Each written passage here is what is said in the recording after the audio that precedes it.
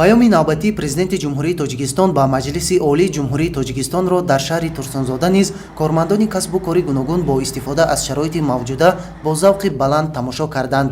дар толори хурди мақомоти иҷроияи ҳокимияти давлатии шаҳр, намояндагони мақомоти иҷроия ва як қатор ташкилоту идораҳои шаҳрӣ ҷамъ омада тавассути пахши мустақими телевизионӣ аз ироаи паёми солонаи роҳбари давлат баҳрабардорӣ намуда нуқтаҳои муҳимро вобаста ба самти фаъолияти худ махсус қайд намуданд. ин навбат низ дар ироаи паёми сарвари давлат фаъолияти пурраи соҳаҳо мавриди таҳлилу баррасӣ қарор гирифта ҳамзамон рушду тараққиёти минбаъдаи ҳаёти ҷомеа муайян карда шуд. баҳри тамошои дастҷамъонаи ироаи паёми президенти мамлакат барои кормандони раёсати молия, бахши дин, танзими анъана ва ҷашну маросим, шуъбаи маориф ва коллеҷи омӯзгории шаҳри турсунзода низ шароит муҳайё гардида буд.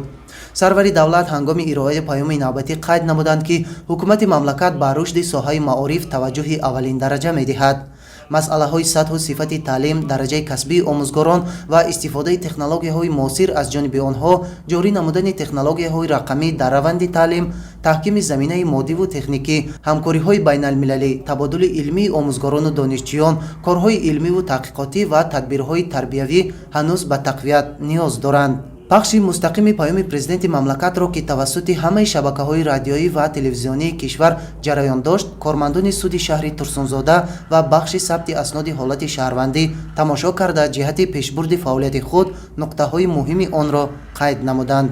табибони шаҳри турсунзода низ бо тамошои ироаи паёми солонаи роҳбари давлат ба маҷлиси олии ҷумҳурии тоҷикистон нуқтаҳои муҳими ба фаъолияти онҳо мансуб бударо қайд намуда, татбиқи онро бо саъю талошҳои фаъолияти ҳаррӯзаи худ амалӣ менамоянд. аҳли омӯзгорону донишҷӯёни муассисаи давлатии коллеҷи тиббии шаҳри турсунзода баромади пурмуҳтавои роҳбари давлатро бо диққат гӯш карда, онро ҳамчун роҳнамои солона дар фаъолияти кории худ қарор доданд. зимни ироаи паёми навбатии асосгузори сулҳу ваҳдати миллӣ, пешвои миллат, президенти мамлакат эмомалӣ раҳмон қайд намуданд ки ҳукумати мамлакат барои таъмин намудани фаъолияти босамари муассисаҳои соҳаи тандурустӣ ва баланд бардоштани сатҳу сифати хизматрасониҳои тиббӣ ба аҳолӣ тадбирҳои заруриро амалӣ гардонида истодааст. дар соли 2025 барои соҳаи тандурустӣ аз ҳисоби буҷети давлатӣ 4,3 миллиард сомонӣ пешбинӣ гардидааст ки нисбат ба соли 2024 840 миллион сомонӣ зиёд мебошад. паёми навбатии роҳбари давлат давоми мантиқии паёмҳои солҳои пешин буда бо таҳлилҳои мушаххас ва муайян сохтани роҳҳои асосии тараққиёти минбаъдаи кишвар